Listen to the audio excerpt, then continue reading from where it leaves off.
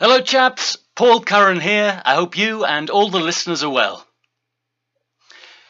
This from the Blackpool Gazette of the 26th of April 2019. Bell, Alan, passed away peacefully in Blackpool Victoria Hospital on Thursday, April the 25th. One of the Clyde Coast's most celebrated folk singers and composers has died at the age of 84.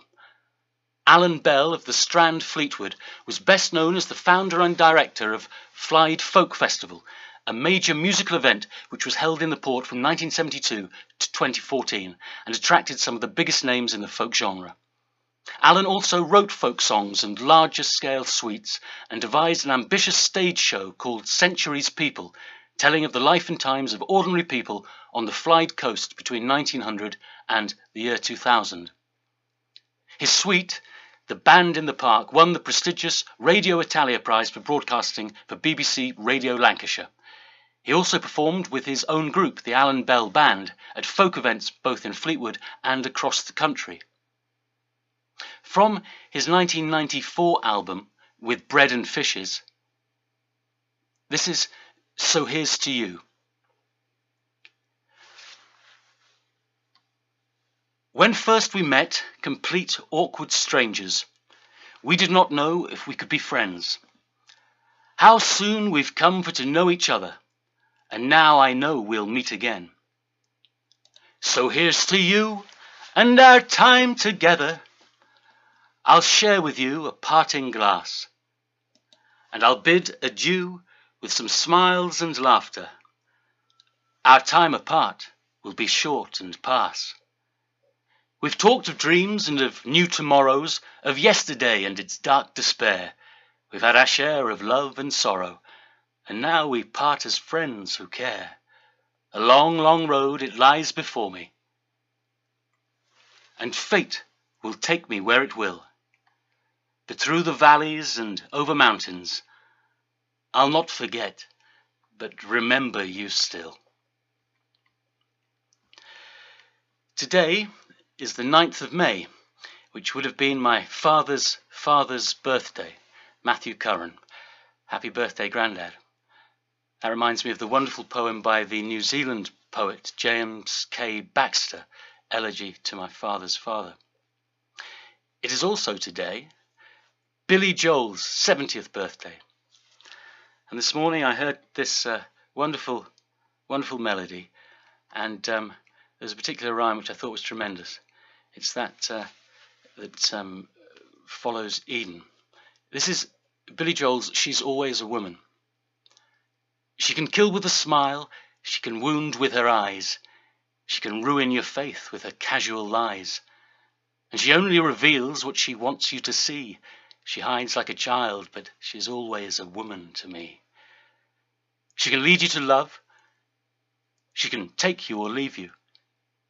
She can ask for the truth, but she'll never believe you. And she'll take what you give her as long as it's free. Yeah, she steals like a thief, but she's always a woman to me. Oh, she takes care of herself. She can wait if she wants. She's ahead of her time. Oh, she never gives out and she never gives in. She just changes her mind. And she'll promise you more than the Garden of Eden. Then she'll carelessly cut you and laugh while you're bleeding. But she brings out the best and the worst you can be. Blame it all on yourself, 'cause she's always a woman to me. Oh, she takes care of herself. She can wait if she wants. She's ahead of her time. Oh, she never gives out and she never gives in. She just changes her mind. She is frequently kind and she's suddenly cruel. She can do as she pleases. She's nobody's fool. But she can't be convicted. She's earned her degree. And the most she will do is throw shadows at you, but she's always a woman to me.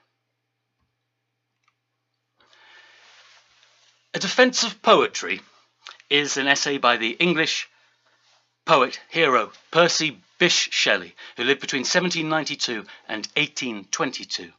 It was written in 1821 and first published posthumously in 1840 in essays, letters from abroad, translations and fragments by Edward Moxon in London.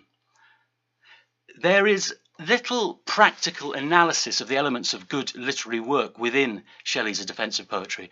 There is no methodical history of poetry, as one reads in Sir Philip Sidney's Defence of Poesy of 1595.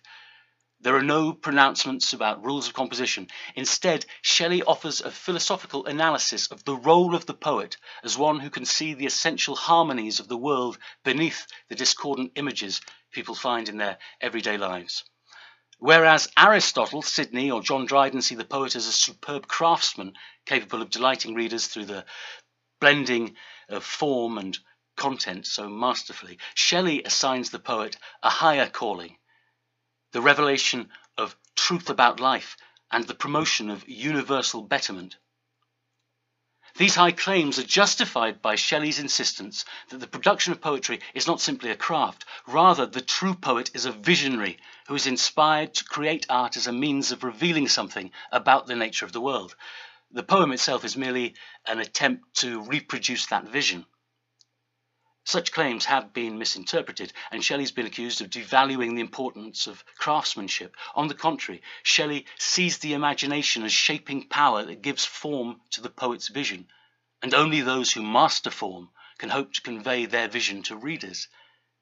He is insistent that the practice of poetry involves the intellect as well as the heart. He believes that great poets have a special gift that allows them to use the materials of their own time, but transcend the limits of time and place to speak to people of all ages.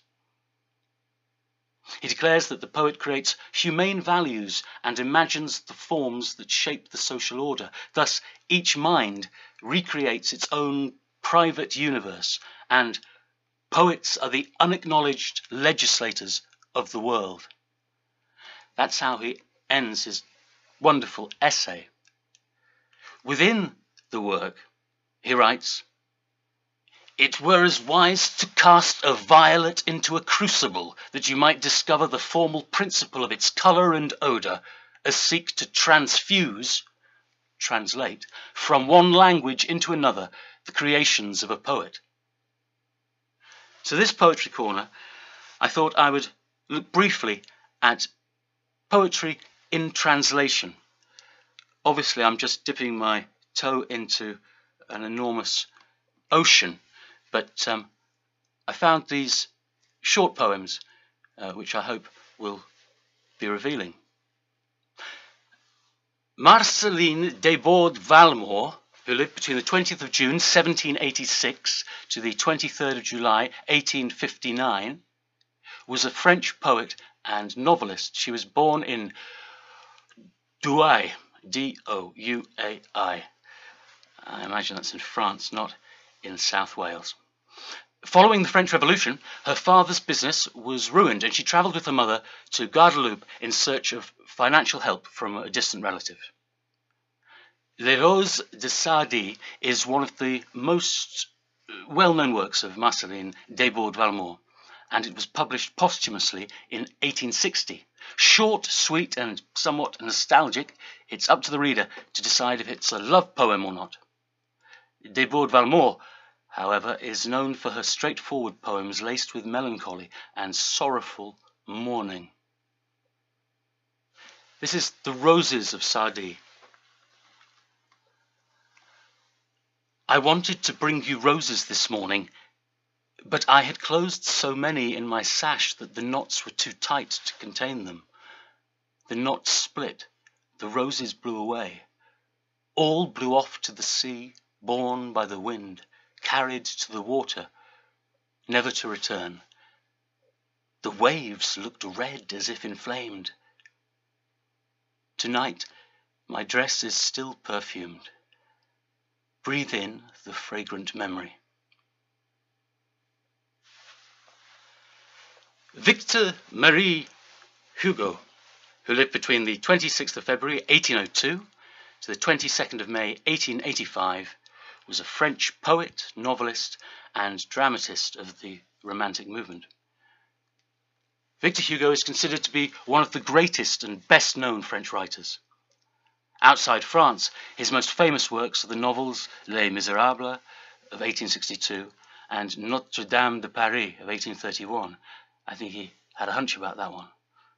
In France, Hugo is known primarily for his poetry collections, such as Les Contemplations, the Contemplations, and La Légende des siècles, the legend of the ages. Demain dès l'aube, which means tomorrow at dawn, is a short, poignant poem about his visit to his daughter's grave. The poem was first released in 1856 in Les Contemplations. Tomorrow at dawn.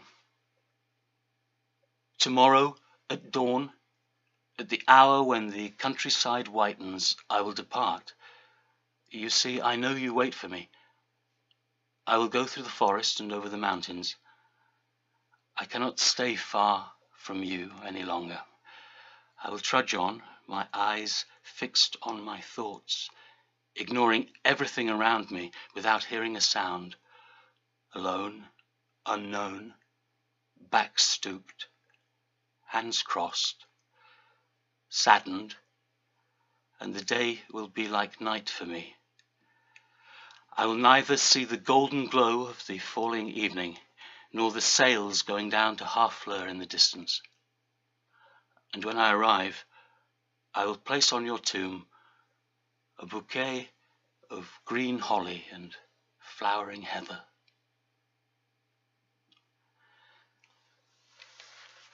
It's very sad, that poem by Victor Hugo.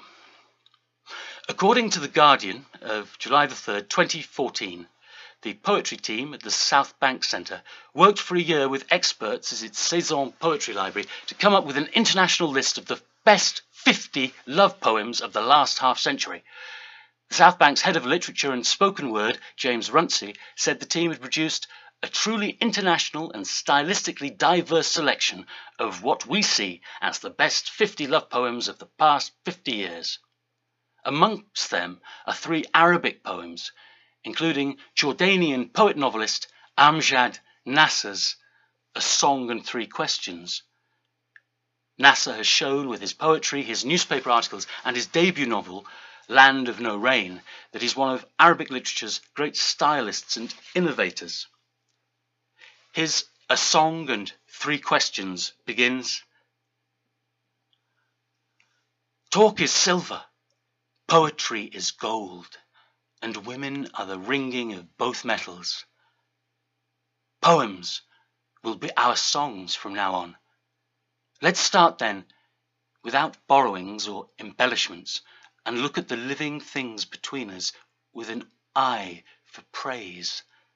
Let the song celebrate our contentedness, and those joys only shepherds know, whose song and the smell of their armpits have spread among goat paths and scrub grass, and who have disappeared, never to return.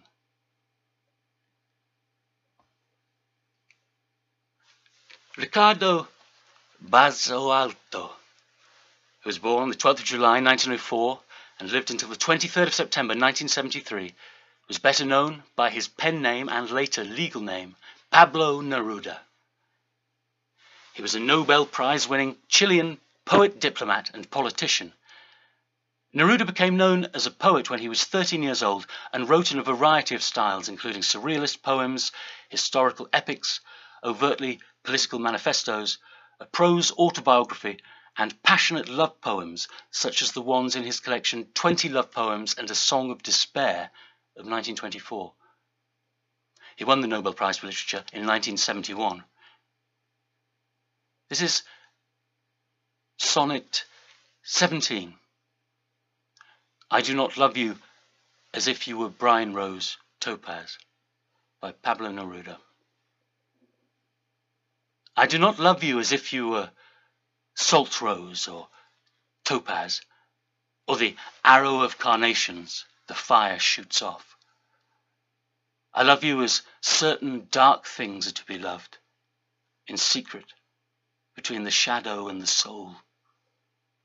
I love you as the plant that never blooms, but carries in itself the light of hidden flowers. Thanks to your love, a certain solid fragrance, risen from the earth, lives darkly in my body. I love you without knowing how, or when, or from where. I love you straightforwardly, without complexities or pride. So I love you because I know no other way than this, where I does not exist, nor you. So close that your hand on my chest is my hand, so close that your eyes close as I fall asleep. Federico del Sagrado Corazón de Jesus García Lorca, known as Federico Garcia Lorca, was a Spanish poet, playwright, and theatre director. And in fact, it was having read Lorca and having had some Lorca read to me in Spanish that I first thought of the theme of this Poetry Corner. However, in translation, I found that so much was lost. This is La Guitarra, the guitar. The weeping of the guitar begins. The goblets of dawn are smashed. The weeping of the guitar begins. Useless to silence it. Impossible to silence it. It weeps monotonously as water weeps, as the wind weeps over snowfields. Impossible to silence it. It weeps for distant things, hot southern sands yearning for white camellias. Weeps arrow without target, evening without morning, and the first dead bird on the branch. Oh, guitar, heart mortally wounded by 5 swords.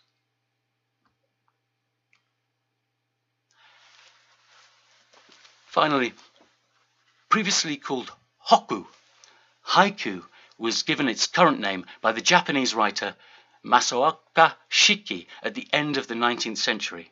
And simply put, a haiku is a titleless poem of 17 syllables. I've read that the first and the third line of the haiku should withstand, and the second line should simply reinforce the overall theme. However, this final piece concerns Ezra Pound, friend of T.S. Eliot, editor of T.S. Eliot, of course. And Ezra Weston Loomis Pound, whose dates were the 30th of October 1885 to the 1st of November 1972, was an expatriate American poet and critic, and a major figure in the early modernist poetry movement. His contribution to poetry began with his development of imagism, a movement derived from classical Chinese and Japanese poetry, stressing clarity, precision, and economy of language. His works include Ripostes of 1912, Hugh Selwyn Mobley of 1920, and the unfinished 120-section epic, The Cantos. She worked on from 1917 to 1969. This is the Metro, the Paris subway system, and it is essentially Pound's commentary on the short poem which is mentioned below, and it's from an article in the magazine Vorticism from September the 1st, 1914.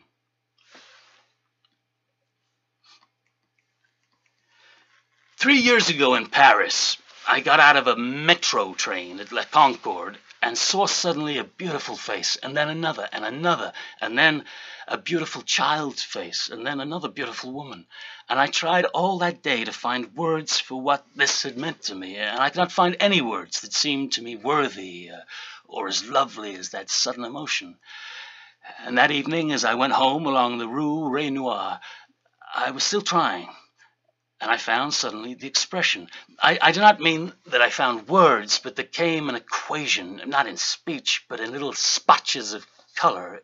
It was just that, a pattern, or hardly a pattern, if by pattern you mean something with a repeat in it. But it was a word, the beginning for me of a language in color. I do not mean that I was unfamiliar with the kindergarten stories about colors being like tones in music. I think that sort of thing is nonsense. If you try to make notes permanently correspond with particular colors, it's like tying narrow meanings to symbols. That evening, in the Rue Renoir, I realized quite vividly that if I were a painter, or if I had often that kind of emotion, or even if I had the energy to get paints and brushes and keep at it, I might found a new school of painting, of non-representative painting, a painting that would speak only by arrangements in color. That is to say, my experience in Paris should have gone into paint.